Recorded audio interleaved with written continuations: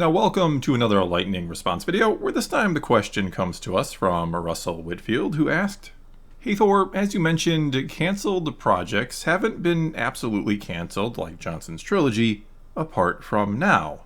Given Kennedy's rumored departure, coupled with Marvel's recent quiet round of exec terminations, and the loud announcement of Robert Downey Jr.'s and the Russo's return, could this be the first green shots of a change in direction? If Kennedy is to go, that kind of makes her a lame duck president, and it simply cannot be that Disney are utterly unaware of the reception to many of their projects. Perhaps better things will be coming down the road without her particular vision being the course of travel. Maybe a new leader will try and pull a Sam Beckett and try to set right which once went wrong. Drawing such a public line under this show does give me a forlorn hope that this might be the case." And yeah, I'd actually say it's rather surprising that they actually announced this, or should I say allowed it to come out and to be announced through the media, that The Acolyte wasn't, of course, going to be getting a second season, unlike how some other projects in the past have, they just kind of faded away and are just never talked about anymore. Like the Rian Johnson trilogy, anytime Johnson or Kennedy are asked about it, they always say something like, "Oh, the timing just isn't working out. It's still going to happen, but we just don't know when." When in reality, we know the truth already. We know it's just never going to happen. But anyway, Lucasfilm absolutely had to be aware of the ongoing Renew the Acolyte campaign across social media. They had to know that doing the opposite of that, canceling it or just not renewing it in all reality, and coming out and saying they weren't or allowing it to come out that they weren't, was going to anger and get a response out of the fans who did want that second season, as they had to know it would also get a response from those who didn't want a second season, with some on that side very much celebrating this cancellation. And though I don't necessarily condone dancing on the grave of the show or intentionally trying to piss off the fans of it, or posting at the actors on social media and kind of gloating or telling them how much their show sucked or how much they or their acting sucked or maybe even worse things, I certainly do not think that needs to be done, and it's unfortunate that yes, it has been happening.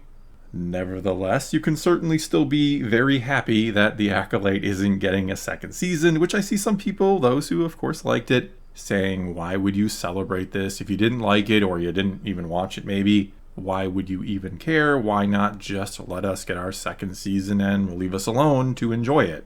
But those people saying that do need to keep in mind that Lucasfilm doesn't have infinite resources and is only going to put out a certain number of shows every year, maybe one or two. And as a fan, if you don't like The Acolyte, you can be happy one of the upcoming shows won't be another season of The Acolyte. You can be happy that it will perhaps be something else, something you may enjoy. Plus, as I tried to point out in my video the other day, if a show is a failure in the numbers department, if fans are checking out, and if more casual viewers from outside the fandom, say they watch an episode or two, and they don't like it, and they stop watching it, and then potentially they turn away from the next show, or from Star Wars in general, well then that's obviously not very good for the long-term health of the franchise, or the profitability of it, which is what they care about. They, Disney and Lucasfilm, obviously want to see constant growth, or at least not stagnation, and certainly not a decline in viewership when they put out a new piece of Star Wars content. And The Acolyte had a pretty drastic drop in the viewership numbers, or in comparison to other shows, at least according to the numbers we do have, mainly those from Nielsen. And so, with Lucasfilm and Disney already not seeing a return on that initial $180 million investment for season 1 of the show, with it not bringing in the viewership and the numbers, or selling enough merchandise perhaps, or bringing more attention to, say, the High Republic era, where they would see a pretty significant increase perhaps in book or comic sales from the era, well, of course they're not going to green light a second season. Of course you're not going to spend another potentially $180 million on something that seemed to damage your product. It's just that simple, really. Which is why, and I'm not trying to anger anyone out there who did like the show and wanted that second season, but that's why those who are saying things right now like, and mind you, it's not everyone on that side, but that's why those claiming that Disney and Lucasfilm gave into the haters by canceling this, that they're trying to somehow appease the vocal minority of incel racist sexist that they're often called by the other side, Thinking that is what happened here is just complete and utter nonsense. If you believe that, you are completely detached from reality. I'm sorry, there's no other way to put it. If you honestly think behind closed doors at Disney, the execs are gathered around the old conference table, and one of them speaks up and says, "So, what did the bigots think of the Acolyte?" And another one says, "Sir, the bigots didn't like it and they don't want a second season." And then the first one said, "Well, okay then, it's decided for us. We have to cancel the show just to make them happy." And then they all nod their heads in agreement and the Acolyte gets canceled that way. If you really think something like that happened, again, you're pretty delusional. Instead, they just looked at the numbers. They looked at the spreadsheets, essentially saw how much they spent versus how much they gained, saw it was in the negative, and said no to a second season. There is no sort of conspiracy here. And that then starts to bring us back to the actual question, because you have to ask how many times these execs have looked at spreadsheets from Lucasfilm about projects of theirs and seen less than positive numbers on them, and how long it is before they have to ask themselves how much they're going to take of this, how many failures are they going to take before they finally make some big changes over there. How many more Willows or Indiana Jones and the Dial of Destinies or Acolytes are they going to take from Lucasfilm before letting go of Kathleen Kennedy? And I say letting her go because her current contract does expire this October. And though, no, as I was just kind of saying, I don't think the Disney execs are completely aware of what side of the fan base says what. Certainly they know there's a sort of culture war around the franchise, but I don't know really how keen they are on, again, what side is saying what. I think they really do care mainly about the money. I mean, if the property doesn't make money, it doesn't really matter what kind of message or agenda you're pushing with it. Anyway, even though they're probably not aware of exactly what side is saying what, they probably don't care that much, they still have to be very aware of the optics around letting Kathleen Kennedy go, and that they won't be good. They know there is going to be a reaction or pushback to potentially letting her go. That once again people will make this silly claim that this is only being done to appease those horrible, horrible bigots. And I do love how the so-called positive side of the fandom does not hesitate to call the other side such horrible names. Not that the hater side is always polite either, but it is kind of funny that they just immediately jump to the worst possible conclusions. That if you're bold enough to say, I don't think I like the Acolyte, I don't really think that I like Amanda Stenberg's performance, that the only reason you might feel that way is because you're racist. Anyway, setting that aside, they know that letting Kennedy go is probably going to end up being a bad look for them. And so it being made kind of clear ahead of time that something like the Acolyte was a financial failure, which you do by saying there will be no second season because the numbers weren't there, could be one of their ways of kind of putting up some defenses or shields for the impending storm of pushback they will no doubt get in a few months should they indeed let Kennedy go and then bring someone else in. This could be their way of trying to deflect those who will say you are only letting her go because she's a woman, even though they've already kept her in the spot or position for over a decade and they have renewed her contract multiple times in that period. This could be part of their way of saying, hey, just look at the numbers, that is why we are doing it, no other reason.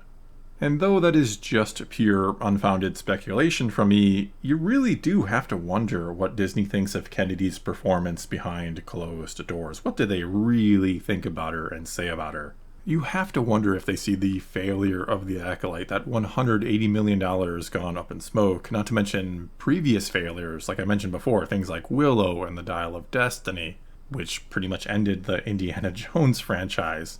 And that's to say nothing of the fact that the sequels saw a decline in revenue as they went on, and that Lucasfilm has been unable to get a Star Wars movie out in the past few years at this point, despite many different announcements of ones, including Rogue Squadron from Patty Jenkins, that was actually supposed to come out last December. And so you really do have to wonder, being completely objective here, just again looking at the numbers, or at it from the business side of things, from the Disney side of things, how they could even justify Kennedy's contract being renewed again. How do you go to your shareholders, who you have a fiduciary responsibility to, that you legally have to do what is in their best financial interest, and say to them, we know Lucasfilm isn't making money, we know the Star Wars brand continues to be tarnished, but we're going to stick with Kennedy. I just don't know. I mean, I have no personal ill will towards Kathleen Kennedy. I really don't. But I do think she's been a disaster for Lucasfilm, and I think Disney has to know that. They have to realize that. They have to know it is beyond time to let her go and to move the franchise forward. And again, kind of going back to the question, I don't know that changes at Marvel or the return of Robert Downey Jr. and the Russo brothers, I don't know if that heralds any kind of change at Lucasfilm too. I don't know how much they are related, but certainly, like I've been saying, certainly Disney has to look at these numbers. They have to look and see how Lucasfilm has been managed under Kennedy, and they cannot be happy with these results. And if changes are indeed being made at Marvel over their slight decline, when we really think about it in comparison to, say, Lucasfilm and Star Wars decline, you would really think that Lucasfilm is next on the chopping block, and that they are looking to bring someone else in as president, and that Kennedy will be gone very soon. Again, her contract is up in October, but of course the question then becomes, who do they bring in to replace her? Will that person be better or worse than Kennedy?